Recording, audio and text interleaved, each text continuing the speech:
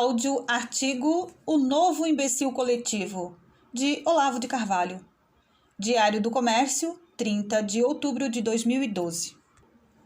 Quando, entre os anos de 1980 a 1990, comecei a redigir as notas que viriam a compor o Imbecil Coletivo, os personagens a que ali me referia eram indivíduos inteligentes, razoavelmente cultos, apenas corrompidos pela autotoxicação ideológica e por um corporativismo de partido que, alçando-os a posições muito superiores aos seus méritos, deformavam completamente sua visão do universo e de si mesmo. Foi por isso que os defini como um grupo de pessoas de inteligência normal ou mesmo superior que se reúnem com a finalidade de imbecilizar-se umas às outras.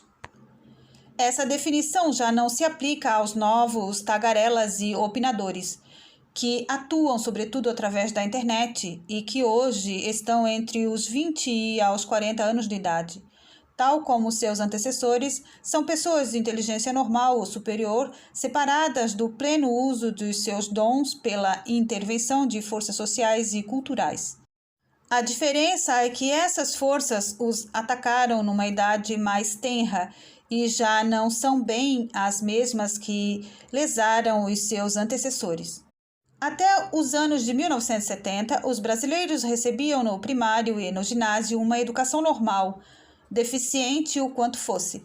Só vinham a corromper-se quando chegavam à universidade e, em vez de uma abertura efetiva para o mundo da alta cultura, recebiam doses maciças de doutrinação comunista, oferecida sob o pretexto, àquela altura bastante verossímil, da luta pela restauração das liberdades democráticas. A pressão do ambiente, a imposição do vocabulário e o controle altamente seletivo dos temas e da bibliografia faziam com que a aquisição do status de brasileiro culto se identificasse, na mente de cada estudante, com a absorção do estilo esquerdista de pensar, de sentir e de ser. Na verdade, nada mais que um conjunto de cacoetes mentais. O trabalho dos professores doutrinadores era complementado pela grande mídia, que, então já amplamente dominada por ativistas e simpatizantes de esquerda, envolvia os intelectuais e artistas de sua preferência ideológica numa aura de prestígio sublime, ao mesmo tempo que jogava na lata de lixo do esquecimento os escritores e pensadores considerados inconvenientes, exceto quando podia explorá-los com exceções que, por sua própria raridade e exotismo, confirmavam a regra. Criada e mantida pelas universidades, pelo movimento editorial e pela mídia impressa, a atmosfera de imbecilização ideológica era, por assim dizer, um produto de luxo, só acessível às classes médias e alta, deixando intacta a massa popular. A partir dos anos de 1980, a elite esquerdista tomou posse da educação pública, aí introduzindo o sistema de alfabetização, abre aspas, socioconstrutivista, concebida por pedagogos esquerdistas como Emília Ferreiro, Lev Vygotsky e Paulo Freire, para implantar na mente infantil as estruturas cognitivas aptas a preparar o desenvolvimento mais ou menos espontâneo de uma cosmovisão socialista, praticamente sem necessidade de, abre aspas, doutrinação explícita. Do ponto de vista do aprendizado, do rendimento escolar dos alunos e, sobretudo, da alfabetização, os resultados foram catastróficos. Não há espaço aqui para explicar a coisa toda, mas, em resumidas contas, é o seguinte: todo idioma compõe-se de uma parte mais ou menos fechada, estável e mecânica.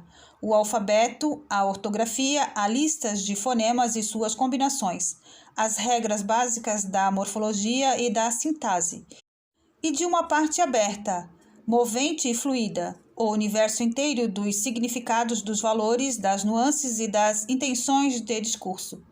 A primeira aprende-se eminentemente por memorização e exercícios repetitivos. A segunda, pelo autoenriquecimento intelectual permanente, pelo acesso aos bens de alta cultura, pelo uso da inteligência comparativa, crítica e analítica e lest no lest, pelo exercício das habilidades pessoais de comunicação e expressão. Sem o domínio adequado da primeira parte, é impossível orientar-se na segunda. Seria como saltar e dançar antes de ter aprendido a andar.